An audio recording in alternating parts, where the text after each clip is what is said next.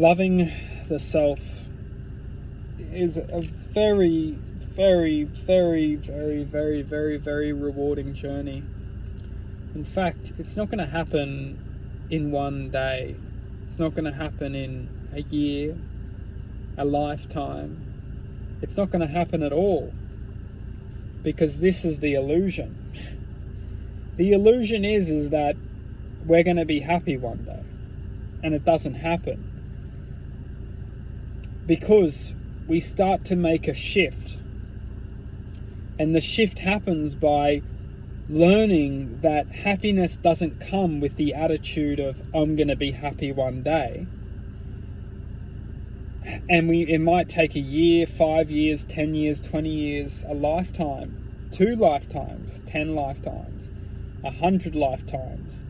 We don't know how many experiences it takes to form a connection to ourself. We don't know. Who knows? Maybe we've been trying it for a long, long time. But what we do know is what happens, or what starts to shift, is our attitude. And our attitude stops from thinking, oh, I'm going to be happy one day. If I do this, that's going to make me happy. It starts to shift. We could live 100 lifetimes maybe. We don't know. And eventually we understand, hang on a second. I know what the catch is now. The catch is that I'm going to stop saying that I'm going to be happy, because it's not going to happen. In fact, the mind is so good at teaching us or convincing ourselves that we're going to be happy that it never happens. The mind is so good at teaching us and telling us everything that we need to do to be happy, but it never happens. The mind is so good at programming our perception to keep us entangled with out of this moment, or keep us influenced out of this moment, or keep us believing out of this moment, that it always seems to bring a sense of injustice to our true happiness. Because when we follow the mind, or follow the delusional representation of our fake sense of imagination, we're always being lured out of this moment and into this state of limited existence that eventually comes round to come out that it's just another fake form of our delusional self. And that delusional self is anything that is convincing us out of the moment, because the mind does such a good job at convincing us, oh yeah, if I do this, it's going to make me happy. But all it's doing is it's luring our attention out of this moment.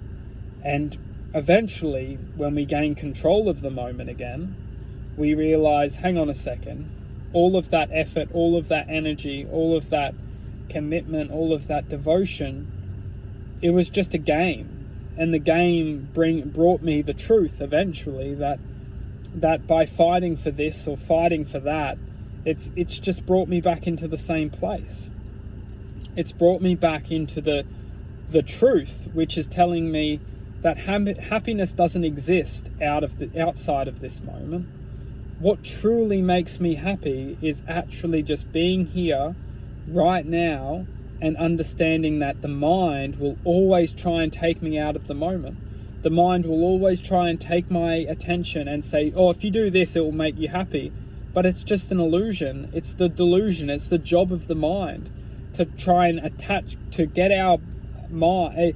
The job of the mind is to enclose our belief system with walls of fake truth. And if we don't know how to connect with the true heart, or the true self, or love, we'll always just be lured out, because the mind is just like a ballpark, and the crowd is always saying like, do this, you're going to do great, you're going to be amazing, and you know what? The crowd might cheer us all the way, but eventually one day we just wake up and we understand that the crowd was only the game, and the game was always going to try and convince us to keep going. But eventually we understand that the true game is located in the heart. And as long as we've been taken away from our heart, we will never connect to true happiness. True happiness is located in the heart. The mind will always take us away from the heart.